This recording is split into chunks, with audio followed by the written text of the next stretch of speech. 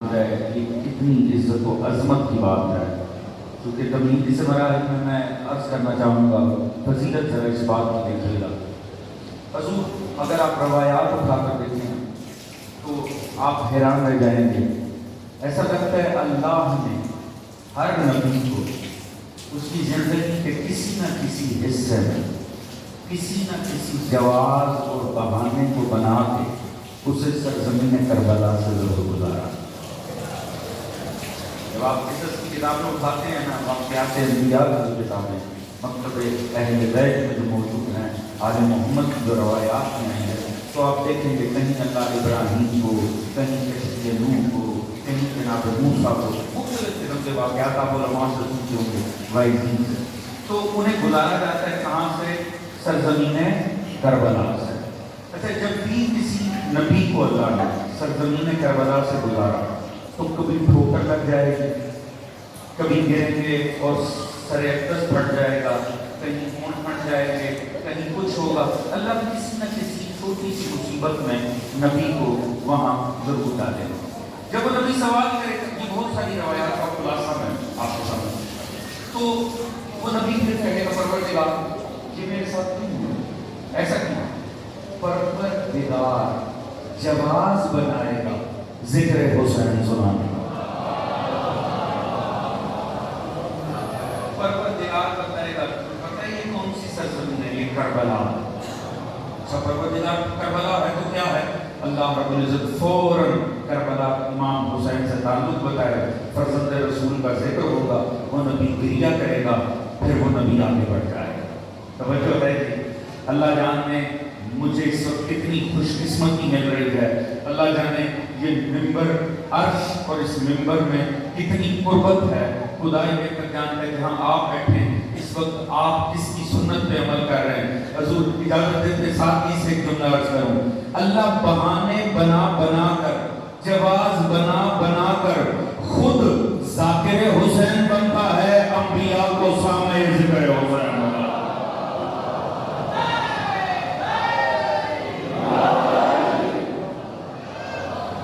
اللہ ہی بہتر جانتا ہے اس ذکر کی عزت و عظمت کیا ہے۔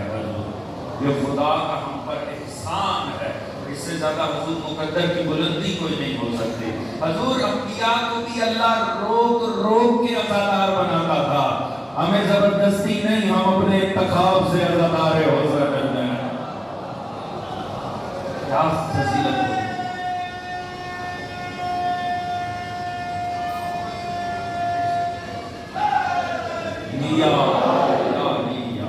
اس سے بڑی کوئی مقدر کی یاوری نہیں ہو سکتی، اس سے زیادہ حضور نصیب کی بلند۔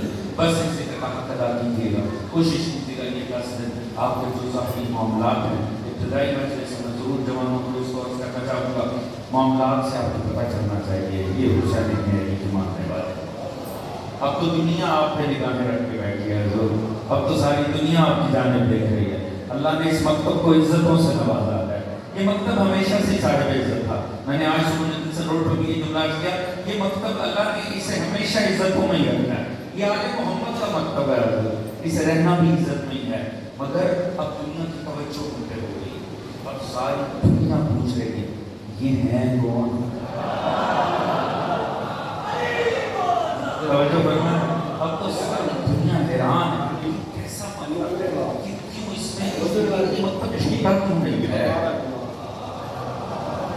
حضور بات صرف کربلا کی نہیں ہے، وارثان کربلا تک 2026 تک یہ کبھی جھکتے نہیں ہیں، جتنا مرضی زور لگا لیا جائے، جتنا مرضی ظلم کر لیا جائے، جتنی مرضی تباہی مچا دی جائے، یہ کبھی جھکتے نہیں ہیں، یہ کبھی کمپرومائز ہی حق پہ نہیں کرتے ہیں، یہ کبھی ذلت کے لیے آمادہ نہیں ہوتے ہیں۔ اب دنیا پوچھ رہی ہے، دنیا بھر کی پارلیمنٹوں میں ڈسکس ہو رہا ہے اس قوم کا پرابلم کیا ہے، یہ قوم جھکتی کیوں نہیں ہے؟ وہیں کوئی بیٹھا ہوا بتا دیتا ہے اس کا تعلق حسین ابن علی سے۔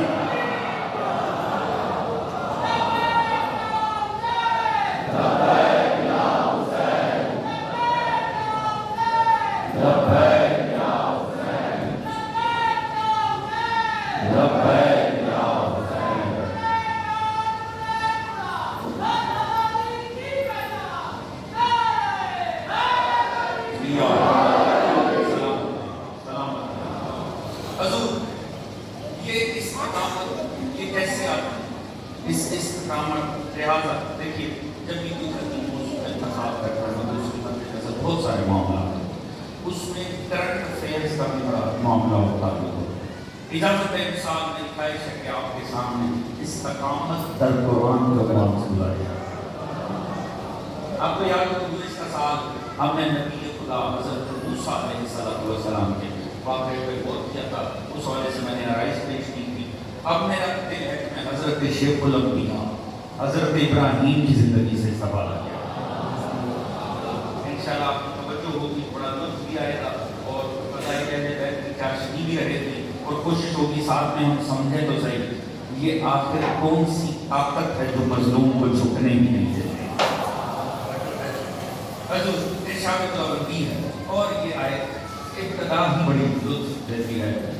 واقعے کا پروردگار فرماتے ہیں سورہ مریم کی آیت بسم اللہ الرحمن الرحیم وَاذْكُرْ فِي الْكِتَابِ إِبْرَاهِيمَ إِنَّهُ كَانَ صِدِّيقًا نَبِيًّا.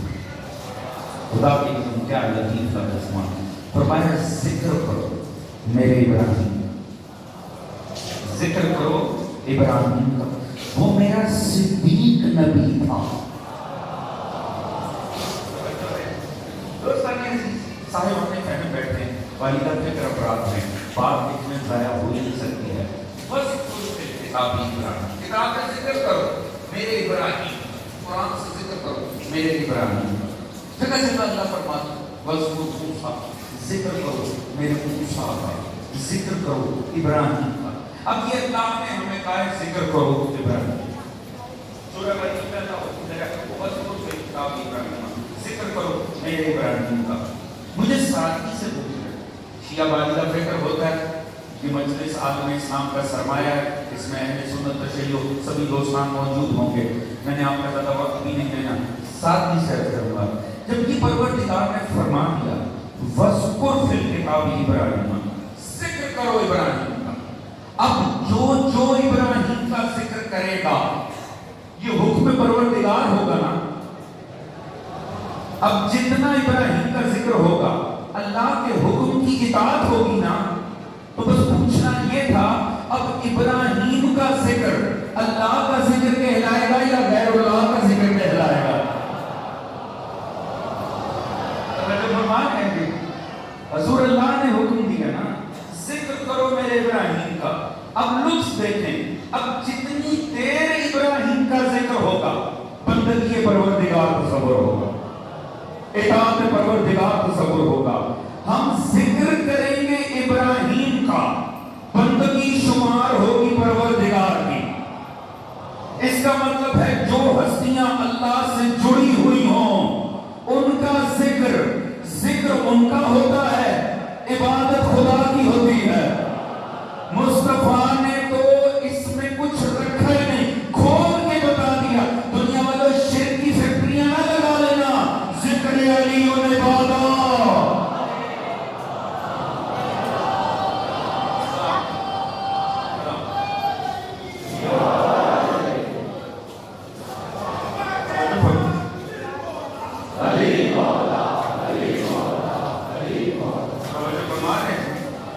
حضور جن کا ذکر کرنے کا حکم دیا جائے نا ان کا ذکر غیر اللہ کے تذکرے شمار نہیں ہوتا کہ اللہ اطاعت میں کرتے ہیں. یاد رکھیے ذکر اہل بیت یہ مشیت پروردگار کا تقاضا. یہ ذکر ہے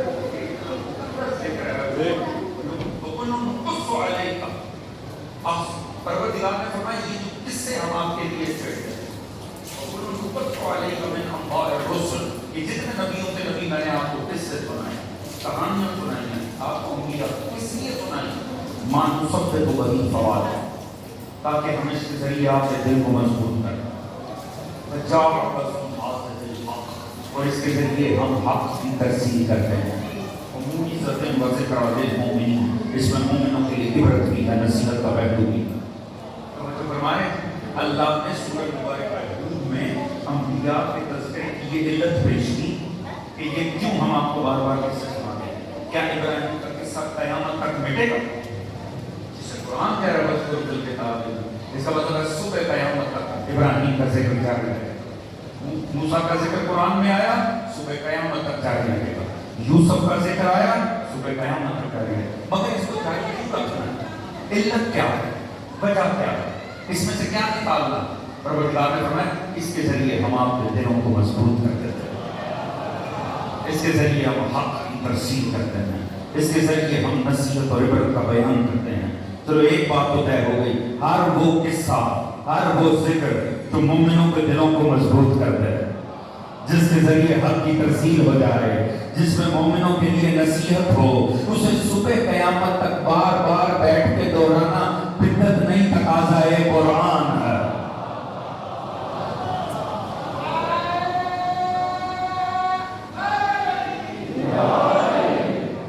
یہ آپ کی جو قسمت جملہ ابتدا میں میرے ذہن میں مقصد نہیں تھا، مگر آگے میں عرض کروں جو یہاں کی بات آ جاتی ہے میں روکتے ہی نہیں ہوں، میں سمجھتا ہوں اس مجمع کا حق ہے جس مجمع میرے ذہن میں آ گیا۔ حضور تعجب کی بات ہے، میں نے عرض کیا ذکر ہوگا ان کا کہلائے گا خدا، توجہ ہے، ذکر ان کا کہلائے گا خدا۔ ہم علی کا ذکر کرتے ہیں، یہ صرف ذکر علی کا ہوتا ہے، عبادت علی کی نہیں ہوتی،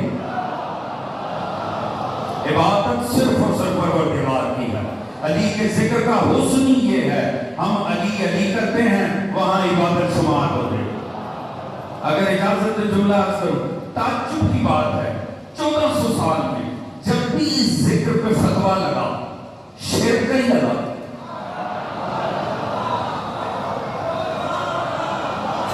ذکر علی پہ حضور جب بھی فتویٰ لگتا ہے شرک کا لگتا ہے۔ سب والی کا ذکر افراد جانتے ہیں، نبی کے ساتھ ملاؤ تو شرک نہیں ہوتا، توجہ ہے کہ خدا کے ساتھ ملاؤ تو شرک ہوتا ہے نا۔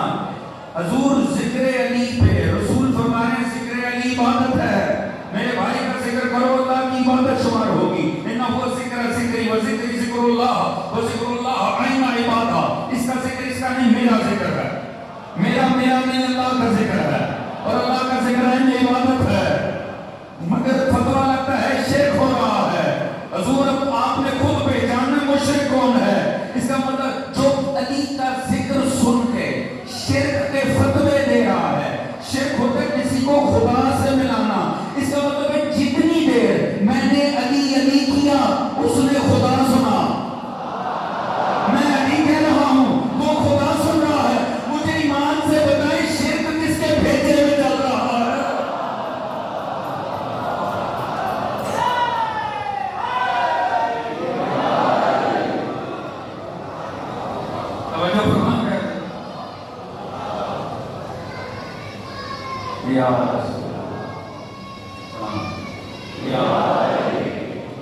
حضور بات یہ ہے، ہم تو اپنے خدا کا ذکر کرتے ہیں، ہم تو اخیر مصطفیٰ کا ذکر کرتے ہیں۔ یہ جن کچھ شرک آتا ہے نا، اس کا مطلب انہی کے بھیجے میں شرک مشرک بیٹھا ہوگا۔ ہم علی کہتے ہیں، انہیں کوئی اور ہی سنائی دیتا، علی وارث رسول ہے، علی عبد خدا۔ توجہ فرمائیں، آپ کا ذکر چلیں باتوں نے محبت کیا اور آگے بڑھ کے لفظ صدیق کا میں لفظ میں نہ چاہ رہا تھا کہ یہ بھی کرنٹ افیئرز کا معاملہ ہے، مگر دیکھیں رسول نے جو فرمان آپ کو بات سے میرے ساتھ ہو جائیں گے۔ حضور دیکھیے صرف یہ نہیں فرمایا کہ علی کا ذکر عبادت ہے، پھر عبادت کی تقسیم ہے وہ بھی کرا دی، مشکل حدیث ہے سرکار محمد مصطفیٰ صلی اللہ علیہ وسلم فرمایا میرے بھائی کا ذکر عبادت ہے، فرمایا علی کا ذکر کرنا زبان کے گناہوں کا کفارہ ہے۔ یہ آپ کے لیے اکثر سرکار نے فرمایا علی کے ذکر کا کرنا زبان کے گناہوں کا کفارہ۔ صاحبان فہم بیٹھے ہیں، صاحبان علم بیٹھے، آپ جا کر دیکھ سکتے ہیں۔ فرمایا علی کے ذکر کا سننا کانوں کے گناہوں کا کفارہ ہے۔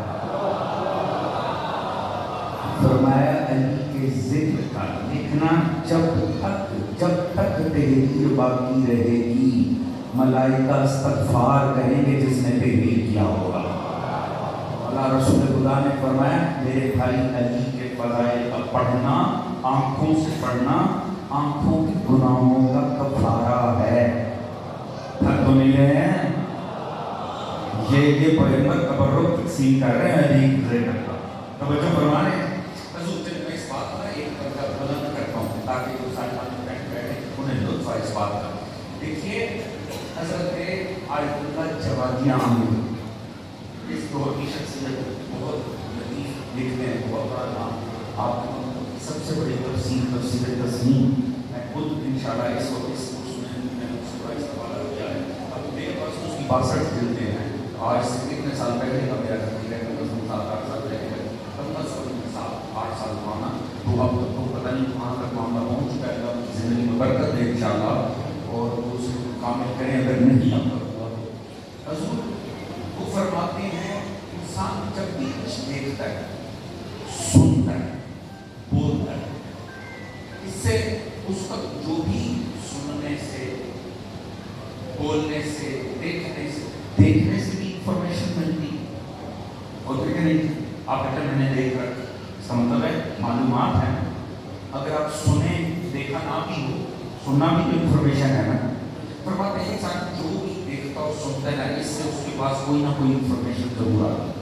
بچہ پیدا ہوتے ساتھ ہی سننا شروع کرتا ہے, دیکھنا شروع کرتا ہے. ایسے ہی ہوتے ہیں. اب وہ جو کچھ دیکھ رہا ہے اس کی معلومات میں اضافہ ہو رہا ہے. آہستہ آہستہ وہ چہرے پہچاننا شروع کر دیتا ہے, یہ فلاں, یہ فلاں, یہ فلاں. وہ سننا شروع کرتا ہے تو اس کو الفاظ سے پتہ چلنا شروع ہو جاتا ہے. ملتی ہے نا انفارمیشن.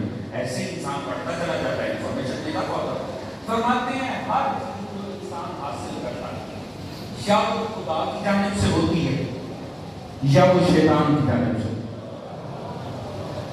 آپ کو جو کچھ دکھایا اور سنایا جاتا ہے, آپ جو کچھ سادے لفظوں میں آپ لوگ جو کچھ دیکھتے ہیں اور سنتے ہیں وہ یا رحمان کی جانب سے ہے یا شیطان کی جانب سے. ساتھ ہی سے عرض کروں, شریعت اسلامیہ نے ہر اس شے کو حرام قرار دے دیا ہے جو شیطان دکھانا چاہتا ہے اور شیطان سنانا چاہتا ہے, اور ہر چیز اس چیز کو مستحب یا واجب کر دیا ہے کہ جس کو اللہ رب العزت آپ کو دکھانا یا سنانا چاہتا ہے. توجہ فرمائیں. حضور فرماتے ہیں کہ شہود صادقہ و شہود کاذب, ہر انسان ہر چیز جو اس میں ظاہر ہوتی ہے نا, سننے کے ذریعے اور دیکھنے کے ذریعے, جو کچھ وہ کشف کرتا ہے یا وہ حق ہے یا وہ باطل ہے. اگر حق ہے تو وہ ملکوتی ہے, وہ خدا کی جانب سے, وہ رحمانی ہے. اور اگر وہ نجس ہے تو پھر وہ نفسانی ہے, شیطانی ہے. بات پہنچ رہی ہے.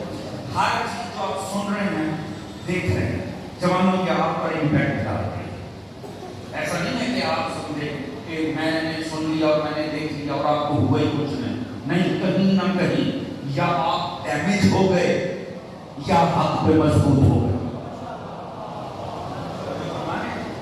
یہ مت سمجھنا علماء کو شوق کے بعض چیزیں آپ کے اوپر حرام کرا دینے کا. علماء کی مجبوری ہے. علماء نے انبیاء سے یہ سیکھا. انبیاء کو پروردگار نے جو حکم دیا کہ یہ بات کروانی ہے, ایسی ایسی آوازوں کو نہیں سننا. لا کوئی کہے روح کی غذا ہے, روح کی نہیں بدروح کی غذا ہے. جو فرمانے کی جہاں نگاہ اٹھانے سے منع کر رکھا وہاں نگاہ نہیں اٹھانا. ایک نگاہ غلط آپ کی روحانیت کو ڈیمیج کر سکتی ہے. ایک غلط بات سن, کیوں کہتے ہیں نہیں سننا ہی حرام ہے, غیبت سننا ہی حرام ہے, نجس سننا ہی حرام ہے. کیوں؟ حضور ایک لفظ, ایک جملہ مومن کی روحانیت کو ڈیمیج کر سکتا ہے, وہ شیطانی ہے. فرماتے ہیں ہر وہ شے جو انسان سنتا اور دیکھتا ہے یا وہ رحمان کی جانب سے ہے یا وہ شیطان کی جانب سے ہے.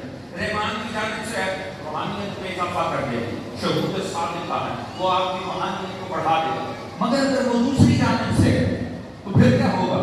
روحانیت ڈیمیج ہو جائے گی. فرماتے ہیں روحانیت میں انسان کیا کرے جب اس دنیا میں آتا ہے, ہر طرف تو نجاست پھیلی ہوئی ہے. انسان جہاں نگاہ اٹھاتا ہے وہاں نجاست ہے. انسان جہاں کام رکھتا ہے سننے میں نجاست ہے. نہ بھی چاہو پاس بیٹھنے والے برائیاں شروع کر دیتے ہیں مومنوں کی خام خواہ. جس طرح سگریٹ کے ساتھ بیٹھنے والا پی کوئی رہا ہے, نقصان دوسرے غریب کا ہو رہا ہے. بے نہیں مومنوں میں بیٹھ جاؤ, کوئی کسی کی برائی لے کے بیٹھ جائے, کوئی زبردستی ساری نجاست کانوں میں جا رہی ہے. میری بات پہنچ بھی رہی ہے کہ نہیں؟ نگاہ کا کیا کریں؟ انسان خبریں دیکھنے بیٹھتا ہے, نجس سامنے آ رہے ہیں. انسان کسی اور مقصد سے نگاہ اٹھاتا ہے, نگاہ کہیں اور جا رہی ہے. فرماتے ہیں یہ تمام نجاستیں اس کی روحانیت کو ڈیمیج کرتے ہیں.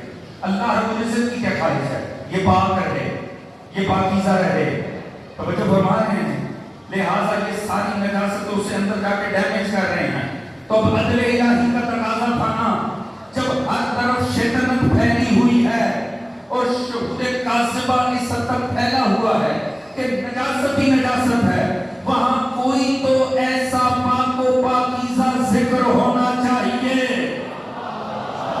کہ جسے پڑھو تو آنکھیں پاک ہونے لگے، جسے سنو تو کان پاک ہونے لگے، جسے بولو تو زبان پاک ہونے لگے. فرمایا عدل الہی کے تقاضے کے طور پہ مصطفیٰ نے فرما دیا ذکر علی و نبادا، تم علی کا ذکر کرتے چلے جاؤ، تمہاری روحانیت کو جلا ملتی چلی جائے.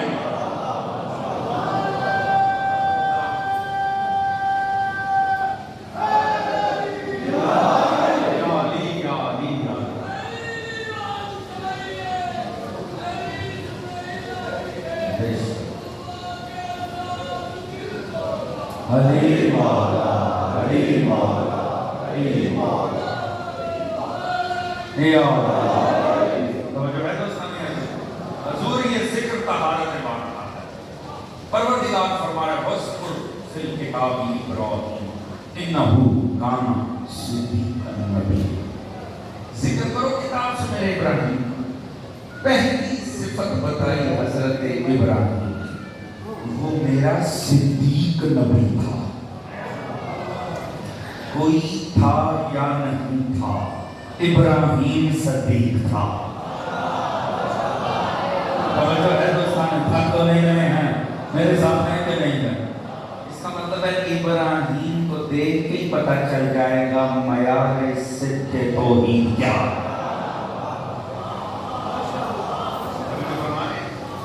ابراہیم دیکھیں یہ بھی کرنٹ افیئرس کا معاملہ. سوشل میڈیا پہ پتہ نہیں، میں نے دیکھا پچھلے چند دنوں سے کوئی بوال مچا ہوا ہے. شکر ہے ہمارے مکتب کا نہیں. ہمارے مکتب میں کنفیوژن نام کی چیز آتی ہے. توجہ ہے، اللہ کا بڑا احسان ہے. ہم نے جنہیں ماننا ہے انہیں ہی ماننا ہے.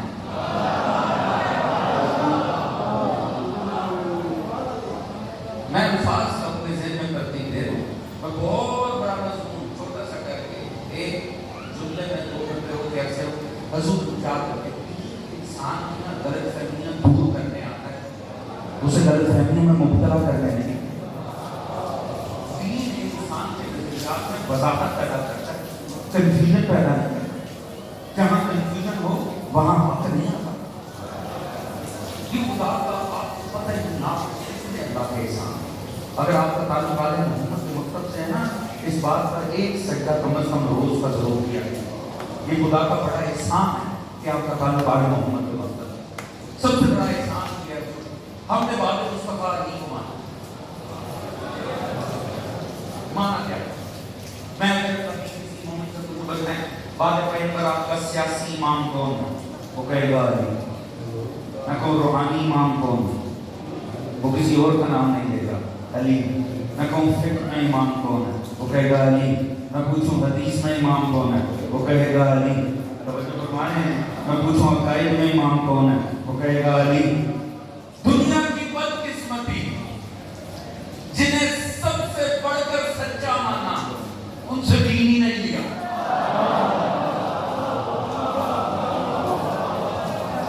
میں نے پوچھا باتیں کوئی اکبر افضل کون ہے، انہوں نے کہا فلاں. میں نے کہا حدیث ان سے میں کہا نہیں. کیوں؟ پتہ لگا اس کے لیے سیٹ آف امامتی مختلف ہے، آئمہ حدیث مختلف ہے.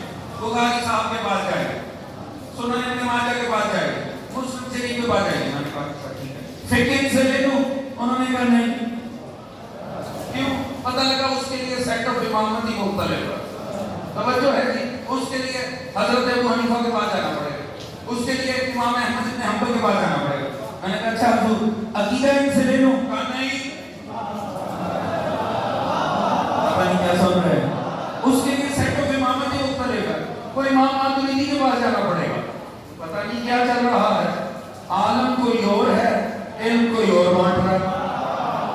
حدیث کسی اور کے پاس ہے، پھر کوئی اور بانٹ رہا ہے. پتہ نہیں بات پہنچ بھی رہی ہے کہ نہیں. حضور اللہ کا کروڑ احسان ہے.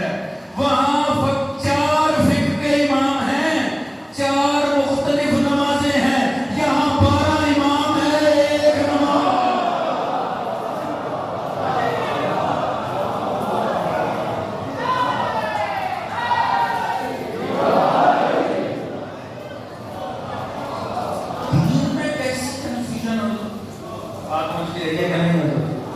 خدا کا کروڑ احسان ہے، اللہ نے آل محمد کے ذریعے پیور دین ہم تک پہنچایا، جہاں کنفیوژن ہی نہیں ہے، جہاں دو رائے ہی نہیں ہے حق کے اوپر.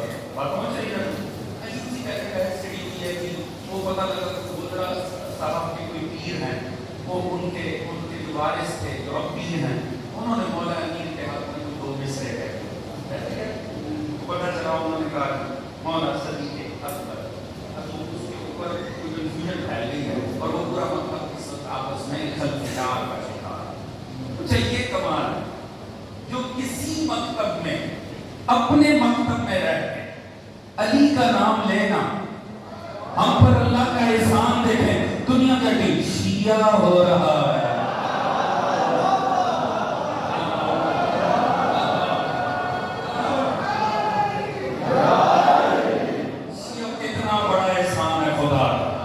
خدا کی قسم ہم نے تو نہیں، دنیا نے خود ہی آل محمد کے حقوق ہمارے نام رجسٹر کر دیے. کوئی اپنے مکتب میں رہ کے 2 دفعہ ایک تقریر میں لفظ اہل بیت رافضی ہو رہا ہے، لوگ ذکر کر کے شک میں پڑتے ہو رہا ہے، ہمیں دیکھو ہم ہیں علی کے جانے والے، ہم سینہ ٹھوک کے کہتے ہیں ہم علی والے کہ ہمارا فخر. گالی دینی گالی دے، جس نے فتویٰ دینا فتویٰ دے، مگر یاد رکھے اہل بیت سے منسوب فقط ایک ہی ہے اور وہ اللہ نے عزت ہمارے ہاتھ میں رکھی. ذکر کرو ابراہیم کا، کیوں؟ وہ میرا صدیق نبی، وہ میرا سچا نبی. حضور کس مکتب میں کنفیوژن چل رہی ہے؟ آپ جانتے ہیں ہمارے بریلی مکتب کے دوست ہیں جو پیری اور گویدی پہ پیری کرتے ہیں، اولیاء خدا کا احترام کرتے ہیں، درباروں سے ہمارے بھائی ہیں، سب سنیشہ دوست ہیں. اور یہ دیکھیے یہ جو مجالس ہے نا، یہ سبھی کا سرمایہ. ہمارے غریبی بھائیوں نے جو بڑے صغیر کی سب سے اہم اور جیسے تفسیر لکھی گئی ہے، حضور وہ ہے تفسیر بنا القرآن، علامہ غلام رسول سعیدی صاحب. یہ ہمارے ہندوستان کے سامنے ہمارے غریبی بھائیوں میں سب سے جیسے تفسیر کا ضرور ہوتی ہے. اور میں ایک طالب علم کے طور پہ آپ کو واقعی بڑی بہترین تفسیر، مطلب اپنا عقائد اپنے محنت سے تفسیر لکھی ہے. طالب علم حضور طالب علموں کو علماء کی قدر کرنی چاہیے نا، صاحبان علم کی قدر کرنی چاہیے. جس نے اپنے مکتب میں رہ کے دین خدا کی خدمت کی ہے، اللہ ان سے اس کا اجر عطا فرمائے. حضور کیونکہ جو قرآن کی سب سے اعلیٰ تفسیر ہوتی ہے نا، وہ ہوتی ہے جو قرآن سے قرآن کی تفسیر کی. القرآن مفصل قرآن کا بعض قرآن کے بعض کی تفسیر کر رہا، تو انہوں نے بڑی خوبصورت تفسیر لکھی ہے. حضور امام میں باہر عقائد اور نظریات ان کے اپنے، میں اس پہ کوئی نوٹس نہیں کر رہا ہوں، تفسیر کی تصدیق نہیں کر رہا ہوں، باہر اس میں معاملات ان کے.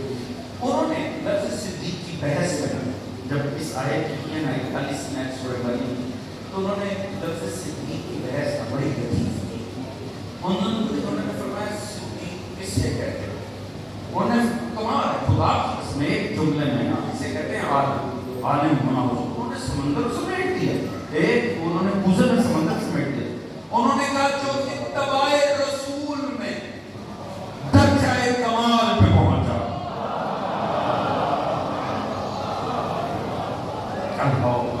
توجہ فرمائیں.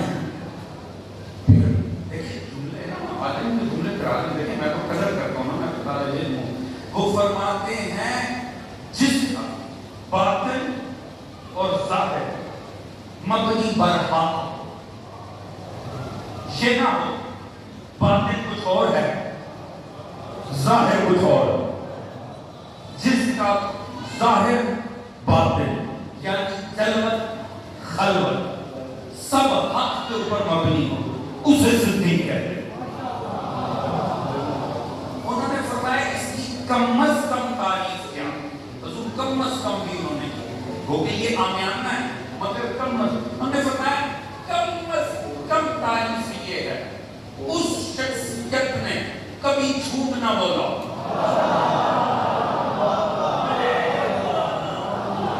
سن لیا آپ نے؟ توجہ فرمائیں. یہ آمیانہ انہوں نے خود فرمایا کہ سمپل ترین آمیانہ ترین عام فہم ترین تعریف یہ ہے کہ جس شخصیت نے ساری زندگی کبھی جھوٹ نہ بولا. اب یہ اور بات ہے ان کی سادی ترین تعریف ہی کتنوں کو ڈسکوالیفائی کروا جا رہا. توجہ فرمانے ہیں. اور میں فرمایا سنیے جو کتاب رسول میں اتباع رسول اتباع کا لفظ اتباع رسول میں درجہ کمال پر ہو اور جیسا اس کا ظاہر حق پر ہو ویسے ہی اس کا باطن بھی حق پہ ہو. حق تو نہیں ہے میرے سامنے جاتا ہے جملہ عرض کروں جس کا ظاہر ویسے ہی حق پہ جیسے باطن حق پہ ہے. یعنی وہ نہیں ہو سکتا شرک جس کے اندر چیونٹی کی چال چل رہا ہو.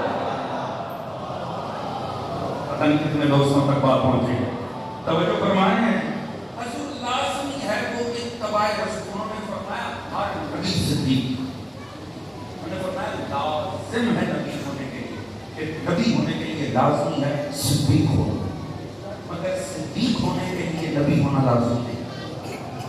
توجہ فرمائیں لازم ہے کہ ہر نبی کو صدیق ہونا چاہیے نہیں تو وہ نبی نہیں ہو سکتا. یہ انگریڈینٹس میں سے نبوت. ہاں البتہ دوسری طرف وہ فرمانے لگے کہ صدیق ہونے کے لیے نبی ہونا ضروری نہیں. توجہ فرمانے اب یہ جو انہوں نے بات کیا بس آج اس بات پہ آپ سے تمام کر دیا. اتباع رسالت میں درجہ کمال توجہ ہے.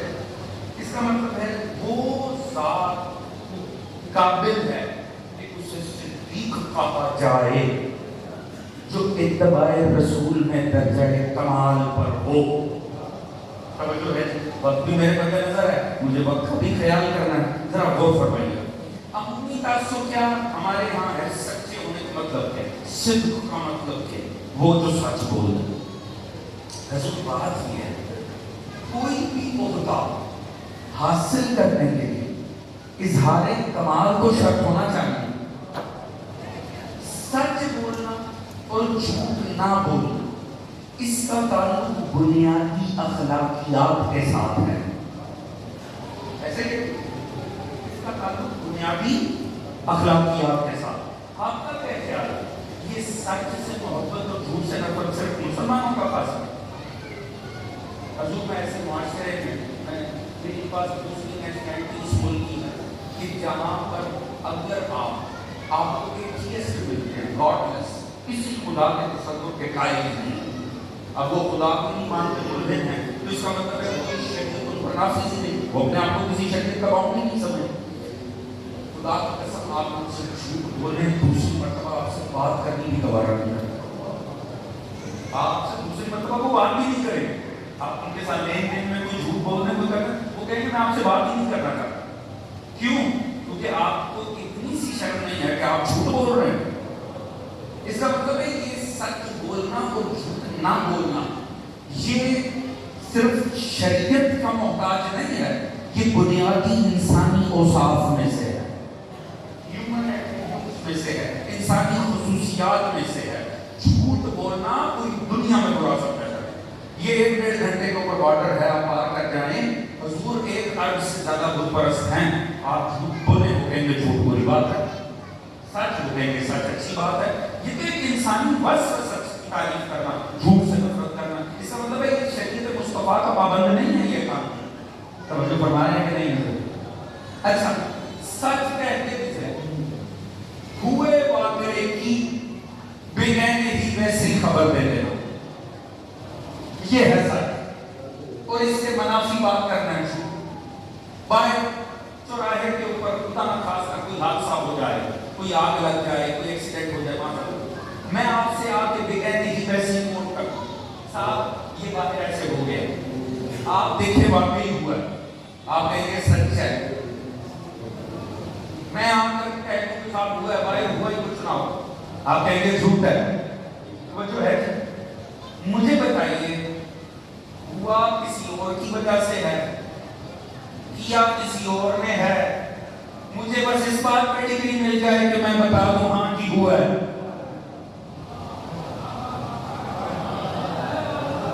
میں اس سے زیادہ تو سادہ کر بھی کچھ نہیں کرتا. حضور اگر تو ہوئے واقعے کی خبر دینے سے ہی صدیقیت کی ڈگری ملے تو ہر صحافی کو مل جانی چاہیے.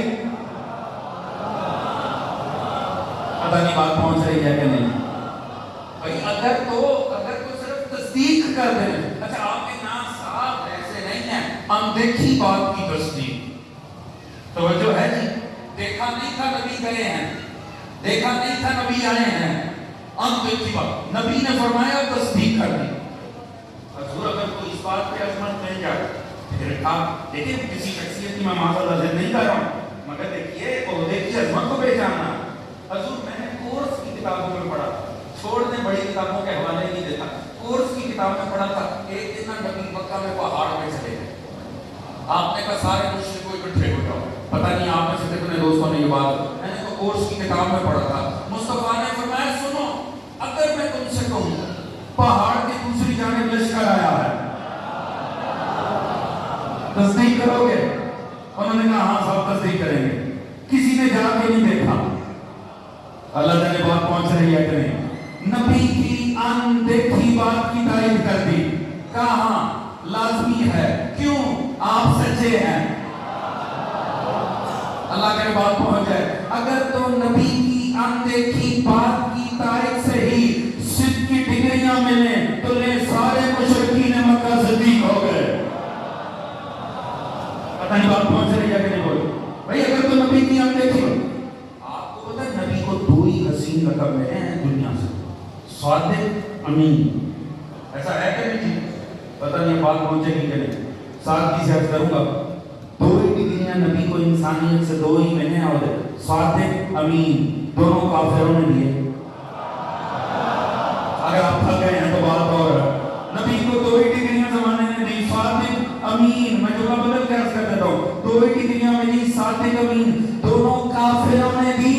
مسلمانوں نے تو اپنے جیسا سمجھ لیا نبی کو.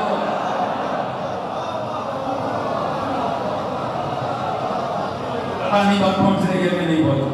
حضور اندیکھی بات کی تاریخ سے ڈگری مل جائے نہیں, مجھے بات سمجھ میں نہیں آ رہی. اجازت دیتے ہیں صرف 2 منٹ میں, وقت میرے پاس کم پڑ رہا ہے, صرف 2 منٹ میں عرض کروں قرآن کا معیار صرف کیا ہے؟ تب تو نہیں رہے ہیں. سورہ یوسف, زندان یوسف, بیٹھے ہیں یوسف. اب جب خوابوں کی تعبیر پہ اللہ نے یوسف پر رکھا, سورہ وہاں پر پڑھ رہے ہیں احسن القصص کہتا تھا سورہ یوسف, اس میں ساری تفصیل آپ کو مل جائے گی. حضور ان کا معجزہ تھا, خوابوں کی تعبیر بتا دیتے تھے. 2 زندان میں قیدی تھے. ایک نے آ کر کہا سرکار میں نے خواب دیکھا. انہوں نے کیا خواب دیکھا؟ اس نے کہا سرکار بہت مختلف. اس نے کہا سرکار میرے ساتھ ایسے ایسے ہو رہا ہے. فرمایا مبارک ہو, تیری قید چھوٹنے جا رہی ہے, سرکاری نوکری ملنے جا رہی ہے. حکمران کے پہلو میں کھڑا ہوگا, اس کا پرسنل ساتھی لگ جائے گا. بڑا ہی خوش ہو گیا. کہا جب جانا نا مجھے بھی یاد رکھنا, میرا بھی ذکر کر دینا. اس نے کہا ٹھیک ہے سرکار. کچھ دوسرا قیدی تھا نا, قید میں تو قید ہی ہوتی ہے, وہ بھی تنگی میں بیٹھا ہوا تھا. اس نے سنا اس نے خواب بتایا, اچھی تعبیر ملی ہے. اس نے فوراً کہا سرکار میں نے بھی دیکھا. اس نے بھی ایک رات پہلے خواب دیکھا. انہیں کیا دیکھا؟ اس نے بھی اپنا ایک خواب بتایا, جس طرح میرے سر پہ روٹیوں کا ٹوکرا, اس میں سے پرندے کھا رہے ہیں. فرمایا وہ مسئلہ خراب ہو گیا. سرکار کیا خراب ہو گیا؟ فرمایا مجھے بھی یہ ہے ملنے جا رہے ہیں, پر تو سیدھا سولی پہ جائے, وہاں پرندے تیرا ماغذ کھا لیں گے. جیسی اس نے تعبیر سنی نا, اللہ کرے میں صدیق بتا سکوں کسے کہتے ہیں. اگر یہ بات پہنچ گئی نا, جملہ یہی بڑا لطف ہے, میں نہ بھی آگے بڑھا نا تو اس جملے میں کمال ہو جائے. اس نے فوراً ہی کہا, اس نے جیسے سنا, اس نے کہا نہیں میں نے کوئی خواب نہیں دیکھا. وہ مکر گیا. اس نے کہا میں نے کوئی خواب نہیں دیکھا. اللہ کرے جملہ پہنچ جائے, دنیا سمجھے اللہ کا بنایا کیا ہوتا ہے. جیسے اس نے کہا نا میں نے تو کوئی خواب ہی نہیں دیکھا, جناب یوسف فرمانے لگے یہ تو تجھے پتا ہو, میں نے جو کہنا تھا وہ کہہ دیا. اللہ اکبر, اللہ اکبر. میں نے جو کہنا تھا وہ کہہ دیا. ذہن میں رکھنا, میں نے جو کہنا تھا وہ کہہ دیا. یہ پہنچا سولی پہ, دوسرا پہنچا حکمران کے پہلو میں. اسے بھول گیا یوسف. ایک دن حکمران نے بھی خواب دیکھ لیا. اس نے خواب دیکھا بعض کمزور گائے ہیں, بعض تگڑی گائے ہیں, ان کو کھا رہے ہیں. عجیب سا خواب تھا, جوتشی بلائے, کسی نے تعبیر نہیں بتائی. یہ ساتھ کھڑا سن رہا تھا, پنکھا چل رہا تھا. اس کے ذہن میں آیا, اس نے کہا سرکار آپ کے زندان میں پوری توجہ, آپ کے زندان میں ایک ایسا قیدی ہے, وہ جب کچھ کہہ دیتا ہے ویسے ہو جاتا ہے۔ حضور خدا کی قسم یہاں کمال ہو جائے گا جب بات کی وضاحت ہوگی تو۔ اس نے کہا سرکار ایک ہے جو بتا سکتا ہے، وہ خوابوں کی تعبیر جانتا ہے، جب وہ کچھ کہہ دیتا ہے ویسا ہو جاتا ہے، ہوئے واقعے کی خبر نہیں دیتا۔ اللہ کرے میری بات پہنچ جائے، جب وہ کچھ کہہ دیتا ہے حقائق ویسے ڈھل جاتے ہیں۔ جلدی سے لے کر بھاگ کے آیا زندان کی سیڑھیوں میں، سورہ مبارک میں یوسف اٹھا کر پڑھیے گا، اس نے زندان کی سیڑھی سے آواز دی، یوسف ایھا الصدیق، اے یوسف اے صدیق۔ حضور ہمارے سامنے صدیقیت کی تعریف آ گئی۔ ہوئے واقعے کی خبر دینے والے کو صدیق نہیں کہتے، جو جب کچھ کہہ دے۔ میں تعریف کرنے جا رہا ہوں حقائق رونما ہونے کے لیے، جس کے الفاظ کے پیچھے چلیں اسے صدیق اور صدیقہ کہتے ہیں۔ اب حق بندہ اس مجمع کا مجھ سے پوچھے کوئی مثال بھی تو دو، یہ کسے صدیقہ کہتے ہیں، کسے اجازت دیتے ہیں میں مثال دوں؟ مومن بیٹھے ہیں، مجھے تفسیر میں نہیں جانا، بچوں نے پوچھا تھا اماں لباس کہاں ہے، فرمایا درزی کے پاس، اللہ نے رضوان جنت کا اسٹیٹس ہی بدل دیا، انا خلق الحسن۔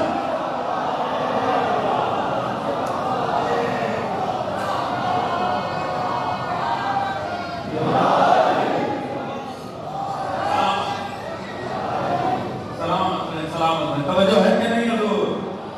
حضور ہوئے واقعے کو نوٹ کرنا کون سا کمال ہے؟ حقائق رونما ہونے کے لیے جس کے لفظوں کے پیچھے پیچھے چلیں، حقیقتیں عمل میں ڈھلنے کے لیے جس کے الفاظ کی محتاج ہوں۔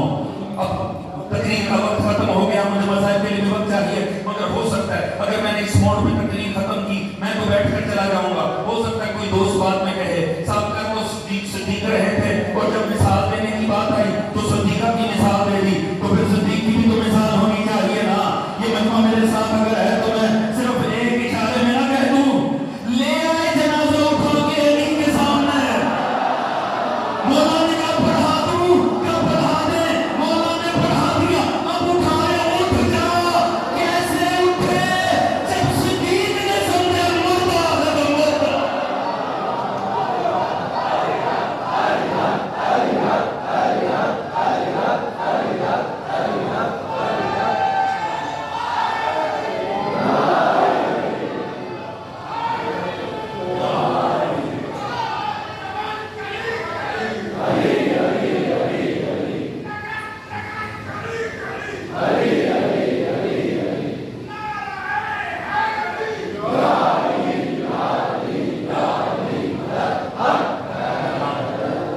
آپ سلام۔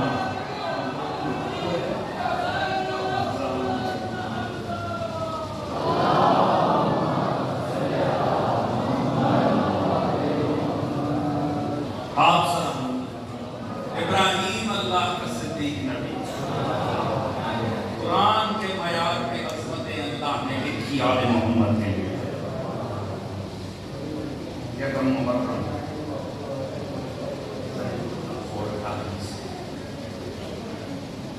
مقصد ہے جتنی دیر بھی فضائل پڑھ دیا جائے،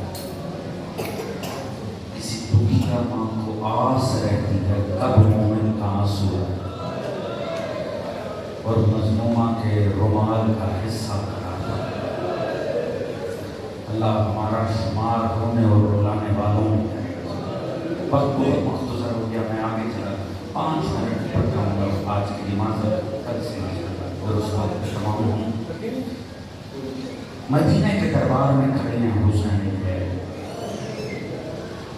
دنیا کا حسین آئیں گے مدینہ کے دربار میں، ولید کے دربار میں نہ پکارا عباس کو، نہ پکارا علی اکبر کو، نہ کسی بنی ہاشم کے جوان کو صدا دی، بس لہجہ بلند ہوا، صرف بلند ہوئی، دروازہ ٹوٹا، شہاب ثاقب کی طرح عباس سامنے آ کر کھڑے ہو اور کہا کس کی جرأت ہوئی ہے، کس نے اونچے لہجے میں بات کی ہے حسین